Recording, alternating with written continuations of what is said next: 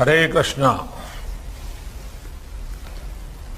आज के इस पुण्य अवसर पर हमारे साथ जुड़ रहे देश के संस्कृति मंत्री श्रीमान जी किशन रेड्डी जी, इस्कॉन ब्यूरो के प्रेसिडेंट श्री गोपाल कृष्ण गोस्वामी जी और दुनिया के अलग अलग देशों से हमारे साथ जुड़े हुए सभी साथी कृष्ण भक्तगण, परसों श्री कृष्ण जन्माष्टमी थी और आज हम श्रील प्रभुपाद जी की 125वीं जन्म जयंती मना रहे हैं। ये ऐसा है जैसे साधना का सुख और संतोष दोनों एक साथ मिल जाए। इसी भाव को आज पूरी दुनिया में श्रील प्रभुपद स्वामी ने लाखों करोड़ों अनुयायी और लाखों करोड़ों कृष्ण भक्त स्वाभाविक रूप से अनुभव कर रहे हैं। मैं सामने स्क्रीन पर अलग अलग देशों से आप सब साधकों को देख रहा हूं। ऐसा लग रहा है जैसे लाखों मन एक भावना से बंधे हो, लाखों शरीर एक कॉमन कॉन्शियसनेस से जुड़े हुए हो। ये वो कृष्ण कॉन्शियसनेस है जिसकी अलख प्रभुपाद स्वामी जी ने पूरी दुनिया तक पहुंचाई। साथियों, हम सब जानते हैं कि प्रभुपाद स्वामी एक अलौकिक कृष्ण भक्त तो थे ही, साथ ही वो एक महान भारत भक्त भी थे। उन्होंने देश के स्वतंत्रता संग्राम में संघर्ष किया था। उन्होंने असहयोग आंदोलन के समर्थन में स्कॉटिश कॉलेज से अपना डिप्लोमा तक लेने से मना कर दिया था। आज ये सुखद संयोग है कि देश ऐसे महान देशभक्त का 125वां जन्मदिन एक ऐसे समय में हो रहा है जब भारत अपनी आजादी के 75 साल का पर्व अमृत महोत्सव मना रहा है। श्रील प्रभुपाद स्वामी हमेशा कहते थे कि वो दुनिया के देशों में इसलिए भ्रमण कर रहे हैं क्योंकि वो भारत की सबसे अमूल्य निधि दुनिया को देना चाहते हैं। भारत का जो ज्ञान विज्ञान है, हमारी जो जीवन संस्कृति और परंपराएं हैं, उसकी भावना रही है अथभूत दयाम प्रति, अर्थात जीव मात्र के लिए, जीव मात्र के कल्याण के लिए हमारे अनुष्ठानों का भी अंतिम मंत्र यही होता है, इदम न मम, यानी ये मेरा नहीं, ये अखिल ब्रह्मांड के लिए है, संपूर्ण सृष्टि के हित के लिए है। और इसलिए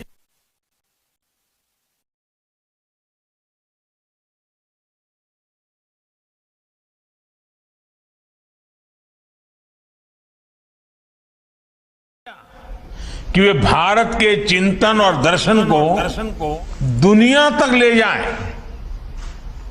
श्रील प्रभुपाद जी ने अपने गुरु के इस आदेश को अपना मिशन बना लिया और उनकी तपस्या का परिणाम आज दुनिया के कोने कोने में नजर आता है। अमृत महोत्सव में भारत ने भी सबका साथ, सबका विकास और सबका विश्वास के मंत्र के साथ ऐसे ही संकल्पों को अपनी आगे की यात्रा का आधार बनाया है। हमारे इन संकल्पों के केंद्र में, हमारे इन लक्ष्यों के मूल में भी वैश्विक कल्याण की ही भावना है और आप सभी इसके साक्षी हैं कि इन संकल्पों की पूर्ति के लिए सबका प्रयास कितना आवश्यक है। आप कल्पना कर सकते हैं, अगर प्रभुपाद जी ने अकेले विश्व को इतना कुछ दिया है, तो जब हम सब उनके आशीर्वाद से एक साथ प्रयास करें तो कैसे परिणाम आएंगे। हम जरूर मानवीय चेतना के उस शिखर तक पहुंचेंगे जहां से हम विश्व में और बड़ी भूमिका निभा सके, प्रेम के संदेश को जन जन तक पहुंचा सके। साथियों, मानवता के हित में भारत दुनिया को कितना कुछ दे सकता है, आज इसका एक बहुत बड़ा उदाहरण है विश्व भर में फैला हुआ हमारा योग का ज्ञान, हमारी योग की परंपरा, भारत की जो सस्टेनेबल लाइफस्टाइल है, आयुर्वेद जैसे जो विज्ञान है। हमारा संकल्प है कि इसका लाभ पूरी दुनिया को मिले। आत्मनिर्भरता के बीच इस मंत्र की श्रील प्रभुपाद अक्सर चर्चा करते थे, उसे भारत ने अपना ध्येय बनाया है और उस दिशा में देश आगे बढ़ रहा है। मैं कई बार जब आत्मनिर्भर भारत और मेक इन इंडिया के लक्ष्यों की बात करता हूं, तो मैं अपने अधिकारियों को, बिजनेसमैन को इस्कॉन के हरे कृष्ण मूवमेंट की सफलता का उदाहरण देता हूं। हम जब भी किसी दूसरे देश में जाते हैं और वहां जब लोग हरे कृष्ण बोलकर मिलते हैं, तो हमें कितना अपनापन लगता है, कितना गौरव भी होता है। कल्पना करिए, यही अपनापन जब हमें मेक इन इंडिया प्रोडक्ट के लिए मिलेगा तो हमें कैसा लगेगा। इस्कॉन से सीखकर हम इन लक्ष्यों को भी हासिल कर सकते हैं। साथियों, भगवान कृष्ण ने अर्जुन से कहा था, नहि ज्ञानेन सदृशम पवित्रम ही विद्यते, अर्थात ज्ञान के समान पवित्र कुछ भी नहीं है। ज्ञान को ये सर्वोच्चता देने के बाद उन्होंने एक और बात कही थी, मैव मन अधस्तत्व मई बुद्धिम निवेशय, यानी ज्ञान विज्ञान को हासिल करने के बाद अपने मन को, बुद्धि को कृष्ण में लगा दो, उनकी भक्ति में समर्पित कर दो। ये विश्वास, ये बल भी एक योग है जिसे गीता के 12वें अध्याय में भक्ति योग कहा गया है। और इस भक्ति योग का सामर्थ्य बहुत बड़ा होता है। भारत का इतिहास भी इसका साक्षी है। जब भारत गुलामी के गहरे गर्त में फंस गया था, अन्याय, अत्याचार और शोषण से पीड़ित भारत अपने ज्ञान और शक्ति पर ध्यान नहीं लगा पा रहा था, तब ये भक्ति ही थी जिसने भारत की चेतना को जीवंत रखा, भारत की पहचान को अक्षुण्ण रखा। आज विद्वान इस बात का आकलन करते हैं कि अगर भक्ति काल की सामाजिक क्रांति न होती तो भारत न जाने कहां होता, किस स्वरूप में होता। लेकिन उस कठिन समय में चैतन्य महाप्रभु जैसे संतों ने हमारे समाज को भक्ति की भावना से बांधा। उन्होंने विश्वास से आत्मविश्वास का मंत्र दिया। आस्था के भेदभाव, सामाजिक ऊंच नीच, अधिकार अनाधिकार, भक्ति ने इन सबको खत्म करके शिव और जीव के बीच एक सीधा संबंध बना दिया।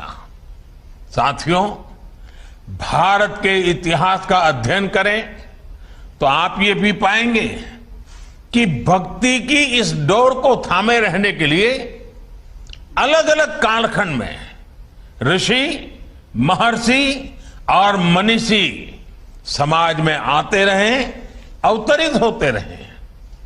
एक समय अगर स्वामी विवेकानंद जैसे मनीषी आए जिन्होंने वेद वेदांत को पश्चिम तक पहुंचाया, तो वहीं विश्व को जब भक्ति योग को देने की जिम्मेदारी आई तो श्रील प्रभुपाद जी और इस्कॉन ने इस महान कार्य का बीड़ा उठाया।